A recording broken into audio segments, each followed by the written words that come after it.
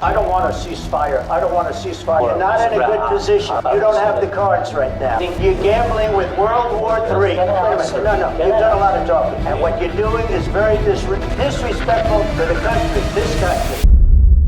28 फरवरी 2025 America की तारीख का ऐसा दिन जो शायद सदियों तक याद रखा जाएगा। इस दिन व्हाइट हाउस में अमेरिका के प्रेसिडेंट ट्रंप और यूक्रेनियन प्रेसिडेंट जेलेंस्की के दरमियान एक अहम मुलाकात हुई, जिसमें यूक्रेन के 50% मिनरल्स के साथ साथ कई मिलिट्री डील्स होनी थी। लेकिन इस मुलाकात के बाद मीटिंग का सारा रुख ही बदल गया। ना ही कोई डील हुई बल्कि उल्टा अमेरिका और यूक्रेन के ताल्लुकात मजीद खराब हो गए। लेकिन फिर ऐसा क्या हुआ कि जेलेंस्की रशिया से पीस टॉक करने को तैयार हो गया। क्या रशिया यूक्रेन के जिन इलाकों पर कब्जा कर चुका है, क्या वो यूक्रेन को वापस देगा? आखिर क्या हुआ इस मीटिंग में और इसके बाद, आइए जानते हैं आज की इस वीडियो में।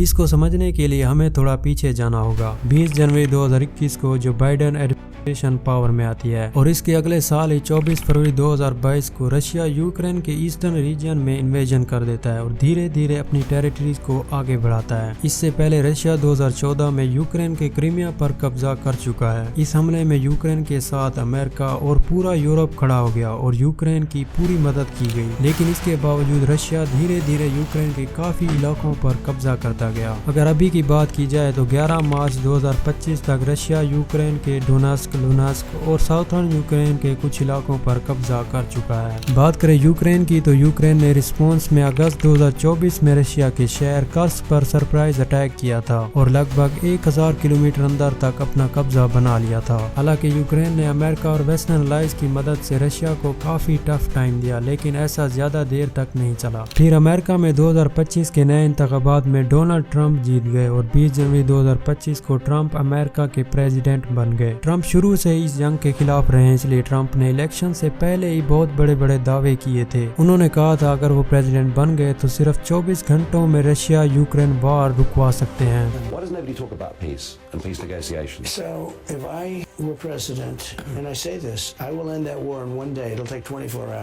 ट्रंप के पावर में आते ही चंद अरसे में जेलेंस्की के साथ तनाव उभरने लगे। ट्रंप की रिपब्लिकन पार्टी यूक्रेन को लगातार दी जाने वाली मदद पर शक करने लगी। इसीलिए ट्रंप ने यूक्रेन के प्रेसिडेंट जेलेंस्की से डिमांड की कि यूक्रेन की मदद के बदले उसके तमाम नेचुरल रिसोर्सेज जैसे ऑयल, गैस, पोर्ट्स और इंफ्रास्ट्रक्चर का 50% हिस्सा अमेरिका को दिया जाए, जिस पर जेलेंस्की ने साफ साफ मना कर दिया। रिस्पॉन्स में ट्रंप ने भी जेलेंस्की को डिक्टेटर तक कह दिया, जो उनके मुताबिक बगैर वोट के यूक्रेन के प्रेसिडेंट हैं। A dictator without elections.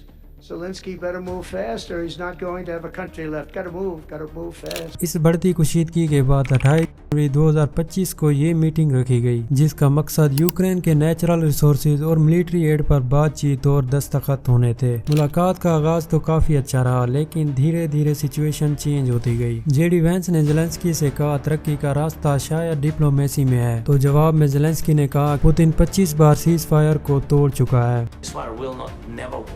Ukraine before my presidency from the 2014 Putin broken 25 times his own signature 25 times he broken ceasefire. Zelensky ने कहा रशिया ने 2014 में शुरू किया था और 8 साल तक चलता रहा, जब तक रशिया ने बड़े पैमाने पर हमला नहीं किया। किसी ने पुतिन को क्यों नहीं रोका? During 2014 nobody stopped him. He just occupied and took the situation the same. The people have been dying on the contact line. Nobody stopped him. JD Vance ने जवाब दिया कि वो ओवल ऑफिस में अमेरिकन मीडिया की तौहीन कर रहे हैं।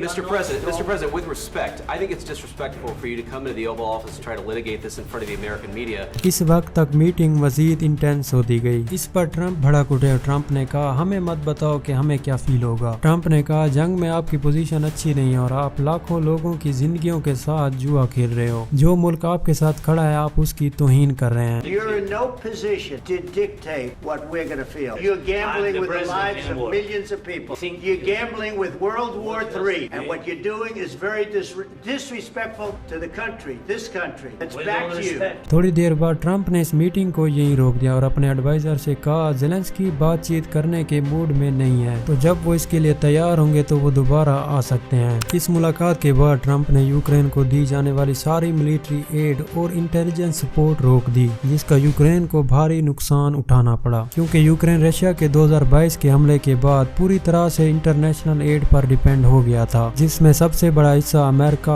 और यूरोपियन यूनियन का था। इसके बाद रशिया ने यूक्रेन पर बड़े पैमाने पर हमले किए। अभी की रिपोर्ट्स के मुताबिक अमेरिका की इस एड और मिलिट्री इंटेलिजेंस रुक जाने की वजह से कुछ ही दिनों में रशिया ने कार्क के इलाके में 3 गांवों पर दोबारा कब्जा कर लिया है, जहां 10,000 यूक्रेनियन फौजियों की जान खतरे में है। दोस्तों, ज़ेलेंस्की अब पूरी तरह से फंस चुके हैं। ना ही वो नेटो का हिस्सा बन सकते हैं और ना ही वो बिना अमेरिका की मदद के इस जंग को मजीद कंटिन्यू रख सकते हैं। अब ज़ेलेंस्की के पास बिना किसी पीस डील के और कोई ऑप्शन नहीं बचा, इसलिए उन्होंने आखिरकार पुतिन से पीस टॉक करने का फैसला कर लिया है। हालांकि इस मुलाकात में ना ही ज़ेलेंस्की खुद शामिल होंगे और ना ही पुतिन, लेकिन दोनों तरफ के नुमाइंदे सऊदी अरब में मुलाकात करने वाले हैं। ट्रंप के मुताबिक अगले कुछ ही दिनों में ये पीस टॉक मीटिंग हो सकती है। अब देखना यह है कि क्या ट्रंप का प्लान सक्सेसफुल रहता है और क्या वो इस जंग को रोक पाएंगे, या फिर ये सिर्फ एक और बेकार की कोशिश साबित होगी। आपकी क्या राय है नीचे कमेंट में जरूर बताइए।